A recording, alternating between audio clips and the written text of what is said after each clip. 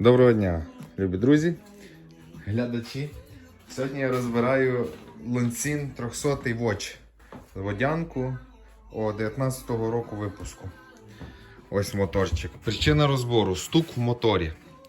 Стук постійний на холостих і на оборотах. Газу даєш, звук тільки прискорюється і зменшується, але суть звук однотонний. По мірі зазори клапанів, все бомба, думаю, все, пальчик стукає, ну виходить, бо мужик казав, що бачив якісь кусочки, стружку. Добре, я почав його розбирати, скинув мотора. Щоб скинути мотора, мотор вилазить тільки через низ. Достати клапанну кришку, я хотів на місці зазори провірити, дуже тяжко, тут практично нема місця, тут ще рычажок стоїть. Значить, як я сюди залажу, кручу, думаю, викручу свічку, прокручу мотора, послухаю, може щось десь почую. Як я кручу, дивлюсь, тут цей механізм стоїть. Ось. Цей механізм на розпредвалу стоїть. Тут на цьому механізму стояв такий чобіток, він ось, в цьому пазу. І він рухався, відкривався і закривався. І тут його відкривав оцей от полумісяць, ось він стоїть. І от його кінчик, який рухав цього чобітка, тут два пальчика. Він лежав там всередині, я його знайшов. От зараз я трошки прокручу мотора. Ось цей механізм. Це пружинку я поки тимчасово переколхозив, щоб він подивитися його принцип роботи. Бо ця причина, це лопнула пружинка, цей полумісяць почав сильно відкриватися, ось видно, він тут почав стукати, його поламало, і чобіток почав бити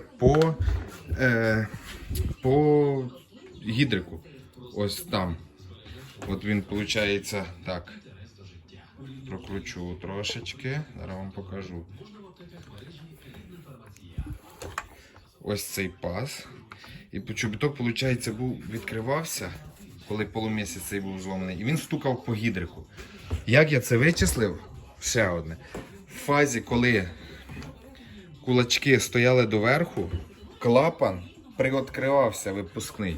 Цей чобіток нажимав на гідрика і відкривав клапана. Це мені стало зразу підозрительно, і в принципі так я побачив цю всю ситуацію.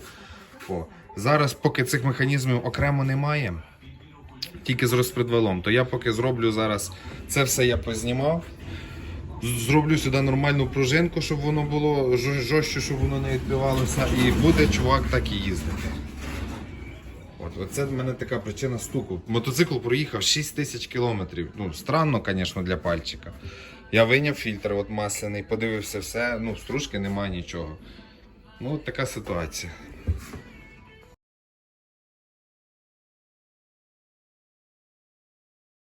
Зняв я коромисло це і ось результат.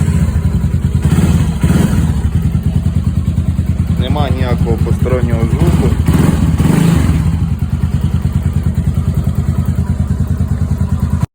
Так, поставив я мотор, все зібрав. Ось цей ланцінчик стоїть, зараз я заведу, покажу, як він має робити нормально.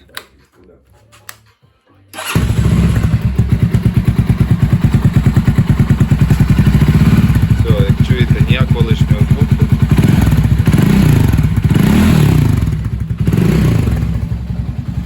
Він проїхав у нас по 6-7 тисяч. Вся проблемка була.